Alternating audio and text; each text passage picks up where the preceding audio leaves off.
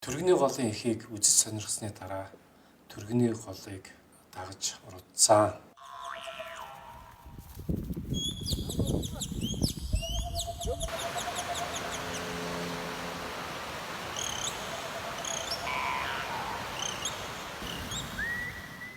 Түргэний голын эхээс холгүй 15-аас 20 метрийн өндрөөс ундаг ийм нууц хөрхрээ байсан. Энэ хөрхрээний зургийг авахд амаргүй байсан. Хүнээр бариулж байгаад гар утсаар бичлэг хийсэн.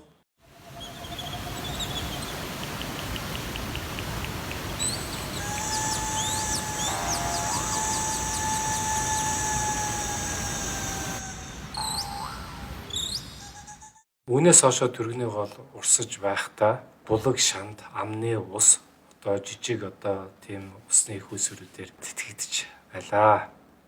За ингээд та бүхэн харж байгаа энэ дээрээс бол тэр уулан дээрээс амны ус унаж ирж байгааг та бүхэн харж байна.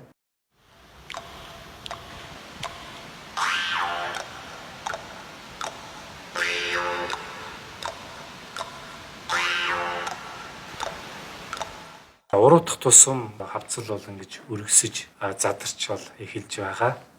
Түргэний гол доошо урсах тусмаа тунгалаг болж байгааг бол бид нар бол ажиглаж байсан.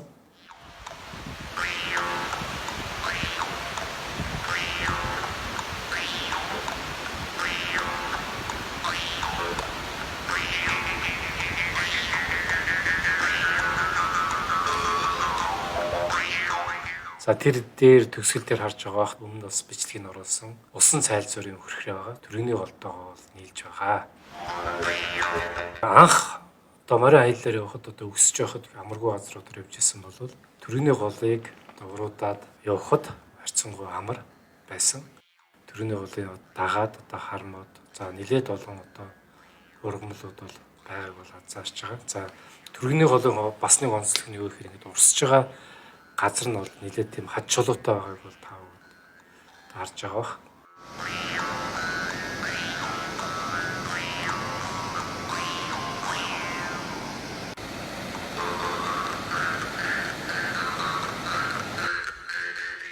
Энэ хэсэг бол дархан цаастай түргэний улсын бүс нутаг хязгаар дуусж байгаа ийм цэг. За энэ дээр эцэг нь бол түргэний бол нэлээд тунгалаг болоод ирснийг бол та ажиглаж байна.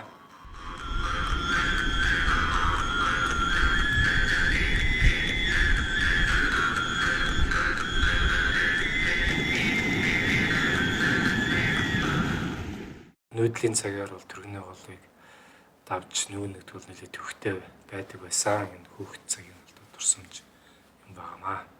За бас түргэний гол яг энэ хэсэг дээр бол нэлээд өргөн болцсон байгааг бас анзаарч болно. Түргэний голыг уруудсаар машинууд ирсэн байгаа газар дээр ирсэн. Аялалд хамт явсан түргэн сумын залуучууд маань машинтай уралдаад уццгаасаа. Аялал бол мартагдахааргүй ийм сайхан аялал болсон гэдгийг аялалд явсан хүн болгон ярьж байсныг энд онцолж хэлмээр байна. Хамт 2 өдрийн турш мориор аялсан нөхдүүдтэй чин сэтгэлээсээ талархаж байгаагаа илэрхийлье.